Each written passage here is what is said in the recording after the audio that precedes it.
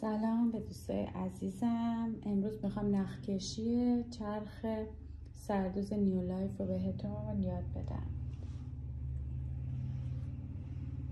خب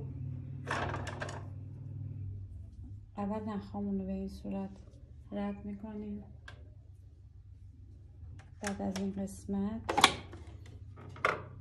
بعد این دکمه رو فشار میدیم تا کشش خوبی داشته باشه. بعد از این قسمت که اولیه یه خورده زوم کنم، از این قسمت رد میکنیم.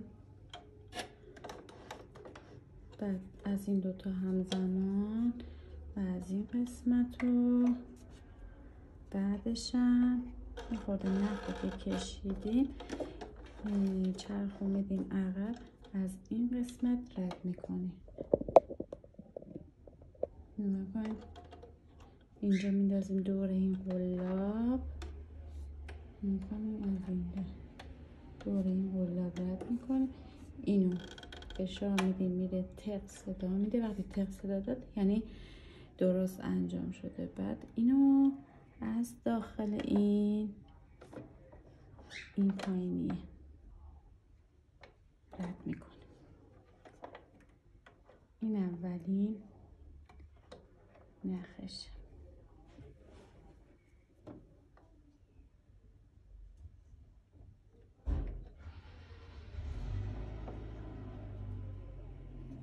خب این رد میکنیم و از زیر پایه ردش میکنیم.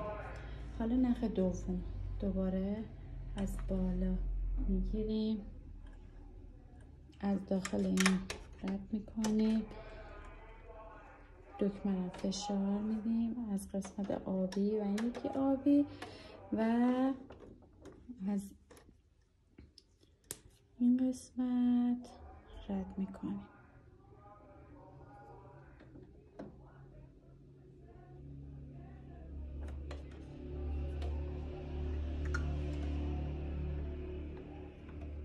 بعد که رد کردیم از زیر پایم رد میکنیم که نخها با هم دیگه تداخلی نداشته باشن.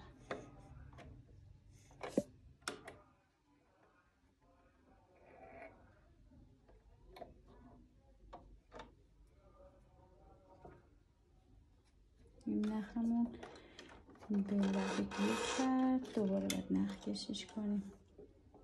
میندازیم داخل این قلاب، اینو رد کنم، داخل این قلابه و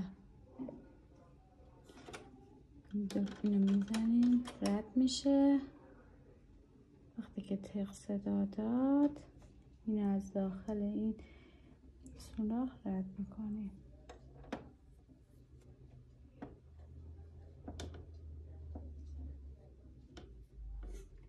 خوشم میدیم زیر پای.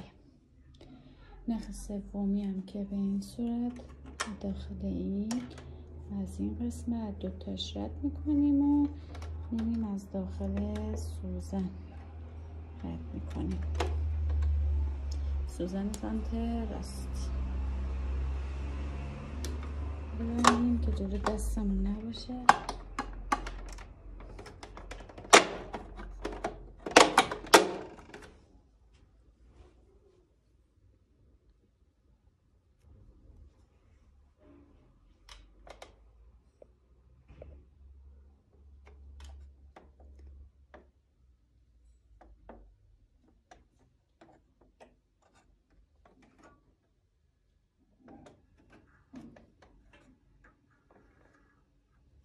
و آخرین نخم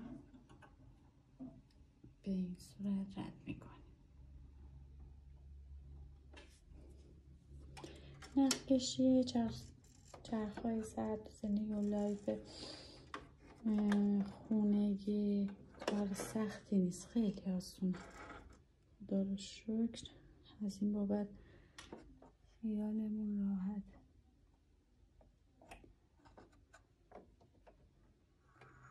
اینم از داخل این رد میکنیم و نخها رو میکشیم. و بعد یه دوخت میریم که دوختمونم ببینیم.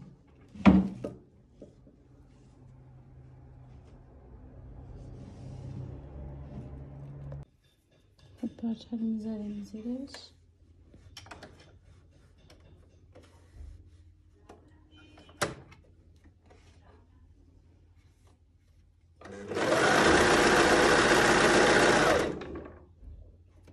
این انداختم. یه خورده کشش زیاده، میتونیم با اینا تنظیمش کنیم. اینا رو میذاریم رو 3 ببینیم چجوری.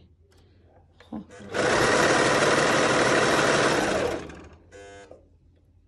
بازم کششش یه خورده اذیت میکنه. بذاریم رو 4 ببینیم چجوریه. نه اونجور که باید نمیدوزه. میذاریم رو 4